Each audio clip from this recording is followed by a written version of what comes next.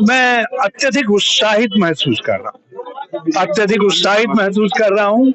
ये जनता जनार्दन का प्यार है। उन्होंने बड़ी कठिन परिस्थिति में सत्ता दल के प्रलोभन, उनके दबाव, उनकी गुंडागर्दी, प्रशासन के हाई हैंडेडनेस, उनकी जबरदस्ती, जोर जबरदस्ती, पुलिस की जोर जबरदस्ती के बावजूद जो है कांग्रेस को जिताया है।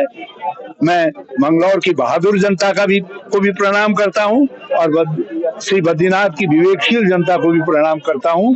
उन्होंने वहां कहा दल बदलू नहीं चाहिए, हमको कांग्रेस चाहिए। निष्ठावान कार्यकर्ता लखपत बुटौला को उन्होंने कहा आज हम हरेले के मौके पे एक पौधा लगा रहे हैं, ये वृक्ष बन करके श्री बद्रीनाथ की क्षेत्र की सेवा करने का काम करेगा। और यहाँ उन्होंने मंगलौर की जनता ने अपने काजी को फुचकारा है, कहा है कोई बात नहीं, तुम पहले मामूली वोटों से रह गए थे लेकिन तुम डटे रहे और अब हम सारी बाधाओं, सारी दिक्कतों, सारे दबावों के बावजूद तुमको विजयी बना रहे। और कांग्रेस से कहा अपना विपक्ष धर्म ठीक से निभाओ, निष्ठापूर्वक काम करो, नम्रता से काम करो, पहले से ज्यादा तेजी से काम करो, मिलजुल करके काम करो। हम 2027 तुमको सौंपेंगे। ये जनता का स्पष्ट है। उनको हम नसीहत जनता की अदालत में जाकर के देंगे। आप लोगों ने जो फुटेज ली है उन फुटेज को अब हम दिखाएंगे जनता के बीच में, कहेंगे ये है भारतीय जनता पार्टी का असली चेहरा। और ये मचाया गया उसके बावजूद भी कांग्रेस कार्यकर्ताओं को और अपने चुनावी प्रबंधकों को बहुत धन्यवाद देता हूं कि निरंतर उत्साहित रहे और इस समय भी पूरे उत्साह में है कांग्रेस जन जो है।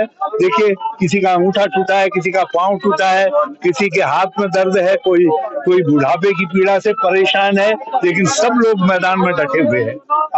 आप हमारे सैनिकों को देखिए, जवान से बूढ़े तक सब यहाँ सन्नद्ध हैं पूरी तरीके से।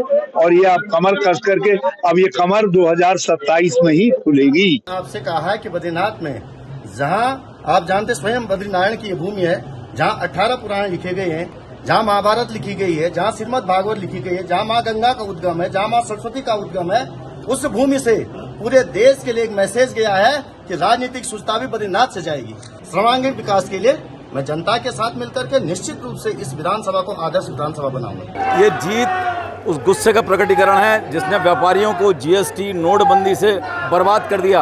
ये उस बेरोजगार का है, 1,60,00,000 बेरोजगार प्रति वर्ष 10 साल में इस भारतीय जनता पार्टी की सरकार ने बर्बाद कर दिए। ये जीत उस बात को परिलक्षित करती है कि भारतीय जनता पार्टी का जो उत्तराखंड में जो हमारा ये हिमालयी राज्य था, जिसमें हमारे जो अग्निवीर योजना जैसी योजनाओं से हमारे बच्चों का भविष्य बर्बाद कर दिया, ओल्ड पेंशन स्कीम में कर्मचारियों को बर्बाद कर दिया, आपने उनकी सुनी नहीं।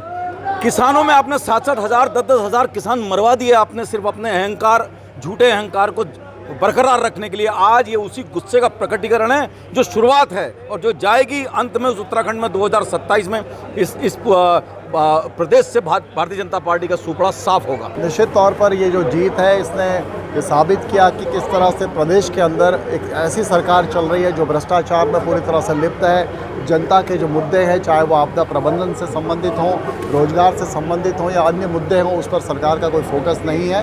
और ये जीत ये साबित करती है कि कांग्रेस पार्टी ने एकजुटता के साथ इस चुनाव को लड़ा और हम 2027 में एक भारी बहुमत से सरकार बनाने की ओर अग्रसर हो रहे हैं। बद्रीनाथ और मंगलौर की सीटें साबित किया। मैं पूरे प्रदेश की जनता को और कांग्रेस के कार्यकर्ताओं को बहुत बहुत बधाई देना चाहता हूँ। देखिए, बहुत बड़ी जीत, जनबल की जीत हुई है, सत्ता बल और धन बल की हार हुई है। भारतीय जनता पार्टी की सरकारी मशीनरी प्रणाली पूरी और उनका जितना धन का उपयोग दुरुपयोग उन्होंने इन चुनावों में करा, उसको जनता ने नकारा है और कांग्रेस पे विश्वास रह रहा है। हम बहुत ही आभारी हैं देवतुल्य जनता हमारी बद्रीनाथ की। पहले अयोध्या में इनको हराया, अब बद्रीनाथ में हराया है, आगे अभी केदारनाथ में भी चुनाव होगा, वहाँ भी जनता इनको सबक सिखाने को तैयार है। हमारा भी ये मानना है इनकी उल्टी गिनती चालू हो चुकी है, इनकी सरकार का जल्दी बाय बाय होने वाला है। पुलिस और प्रशासन के लिए क्या कहेंगे उन्होंने? पुलिस और प्रशासन ने एक तरफा अनुसांगिक संगठन बन के भारतीय जनता पार्टी का ये चुनाव लड़ाने का प्रयास करा और मैं उनसे केवल उन्हें यही संदेश देना चाहता हूँ, सरकारें आती हैं और जाती हैं, हमारी भी आएगी तब हम बताएंगे। देखिए, बद्रीनाथ मंगलौर उपचुनाव जनता का देव मंगलौर और बद्रीनाथ विधानसभा के महान जनता का हृदय से आभार। यह लोकतंत्र की जीत है और यह जीत है लोकतांत्रिक मूल्यों की जीत है, ये सत्य की जीत है, सच्चाई की जीत है। और जिस तरह से अयोध्या में भारतीय जनता पार्टी को नकार दिया गया है, जो प्रभु राम की धरती और उसी का बद्रीनाथ भगवान विष्णु और जो धर्म और आस्था की बात करते हैं, तो बात करते हैं उपदेश देने की बात करते हैं। आज बंगलौर और बद्रीनाथ की जनता ने भारतीय जनता पार्टी को नकार दिया है और निश्चित रूप से हम पूरा कांग्रेस परिवार जिससे एकजुट होकर इस चुनाव को अपने हाथ में लिया और जीत हासिल की, मैं कांग्रेस के कार्यकर्ताओं का हृदय से आभारी हूं, उनको धन्यवाद देना चाहता हूं कि ये शुरुआत है।